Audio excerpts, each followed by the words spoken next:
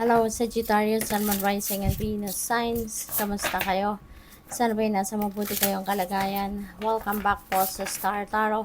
At kung bago kayo rito, welcome din po kayo. Please subscribe, like, share my videos, and leave me a comment po kung nakaresonate kayo. Thank you. So, Sag, first message ninyo, Divine Matrix. Wow, napakaganda. Tapos, mayroon tayong number 44, which is a very powerful number din. So, I suggest na pakitignan po ninyo ang ibig sabihin ng number 44 for more guidance. So, Divine Matrix, nagpaparamdam ang Divine Universe, no? That the universe is always beside you, is always watching you, is always helping you, providing you whatever it is that you need. No, so just believe, no, just believe that the divine is always there for you and with you. Okay, so dito muli nagpaparamdam siya na siya ay existing, na siya ay nandiyan, na siya ay nakikinig sa ating mga dasal, na siya ay nagpapadala sa atin ng tulong, ng support in any shape or form. So what else? We have feeling the world. Wow. So, pwede na ang iba sa inyo rito is appreciating, diba? Kung ano man yung mga whatever life has to offer, no, sa inyo, you are ready to appreciate them, you are ready to embrace them. Talagang siguro ang iba din sa inyo dito, ini-enjoy nyo talaga, no? Ini-enjoy ninyo ang kung ano ang meron kayo.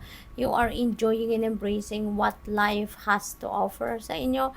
Yung ganon. Kaya you are definitely, you can feel the world. You can feel the life talaga. Diba? Kasi there are so many beautiful things that are happening siguro around you at sa buhay ninyo. Kaya sa ngayon, you are appreciating that. No?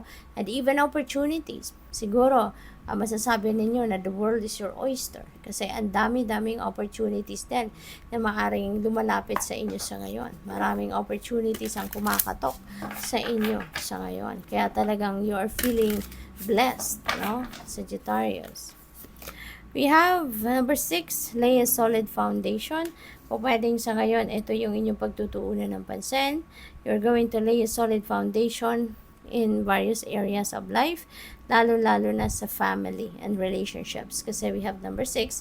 Number 6 resonates with family and relationships. So, pwedeng yun ang pagtutuunan ninyo ng pansin sa ngayon. No? Pwedeng ang iba sa inyo ay nagsisimula ng bagong pamilya, or pwedeng ang iba sa inyo ay nagsisimula ng bagong relasyon, diba? Hindi lang love and romantic relationship, but could be relationship, no, with new friends, yung mga ganon, no? So what else? We have turtle spirit, slow and steady wins the race. Hindi kailangan magmadali. You don't need to rush things. You don't need to do everything all at once, diba? Kahit slow and steady, diba? Basta sigurado ang bawat step na gagawin mo ay magtatagumpay ka din. No? Hindi kailangan na madaliin ang lahat. Hindi kailangan na puwersahin ang lahat para matapos or pagtagumpayan. Kasi may mga bagay na kailangan dahan-dahan lang din. May mga bagay na kailangan malumanay lang ang approach, may mga ganon, no? But in this case, ganon, no? Paalala ito sa inyo, no? Na kahit mabagal, as long as sigurado ka sa ginagawa mo, mananalo ka, diba? Or mararating mo ang tagumpay. So, tingnan natin kung ano pa ang mga mensahe para sa inyo sa ngayon. Sagittarius. We have 9 of inspiration. Ayan, huwag kayong susuko kahit mapagod kayo, you know. Ang gamot dyan, pag napagod kayo, rest, diba? Time out ka muna. Alam mo naman na pagod ka, diba? So, ano ang kailangan mong gawin pag tayo napagod? Magpapahinga muna, diba? And once you are replenished, once you are rejuvenated, you are recharged, then get back. No? Get back to it. Kung ano man ang ginagawa mo, na iniwan mo, balikan mo at ipagpatuloy mo. Okay? But never give up. Okay? Yung pagod, natural na yan kasi tao lang tayo. Kaya nga kailangan balanse ang lahat. Kailangan nabibigyan natin ng oras, panahon, atensyon ang bawat bagay, no, sa buhay natin. Ang bawat ginagawa or bawat sitwasyon sa buhay natin, dapat nabibigyan natin ng panahon at atensyon. At kailangan natin ng pagpapahinga, diba? Tao lang tayo, napapagod tayo. So, we need to do some resting, relaxation, yung ganon. Para nang sa gayon makabawi tayo sa lakas na nawala sa atin, sa lakas na ginamit natin, diba?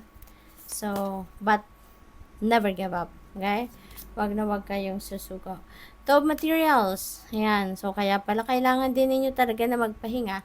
Kailangan nyo talaga na mag-time out sa kung ano man ang pinagkakabalahan ninyo. Kasi, dami ninyong ginagawa. You are multitasking, Sagittarius. So, it's really important for you to take advantage of every opportunity na meron kayo para kayo ay makapagpahinga. Para kayo ay makapag-take a breather, kumbaga. Kasi kailangan natin yon. Kailangan ng katawan natin ng break. Okay? Hindi tayo katulad ng baterya, no? Yung Energizer, diba, sa commercial na go lang siya ng go. Kasi kahit pagod, kahit alam mo yon, wala siyang tigil hanggat gusto niyang lumalakad yung bunny, diba? Kaya, ganun din tayo, no? Na tao tayo, no? Kaya kailangan magpahinga tayo. Kapag pagod tayo, magpahinga. Kasi hindi naman tayo baterya, hindi tayo katulad ng Energizer na parang hindi na uubusan ng lakas or maubusan man siya ang tagal-tagal, 'di ba? Na gagamitin. Pero tayo, tao tayo. We need to replenish our lost energy every day. Kailangan natin na magpahinga, kailangan natin kumain ng masustansyang pagkain, kailangan natin in-nourish yung health natin, yung katawan natin. Okay? Otherwise, kapag depleted yung energy natin, hindi natin na-perform 100% ang trabaho natin. Diba? Kaya, huwag ninyong abusuhin ang inyong katawan. Okay?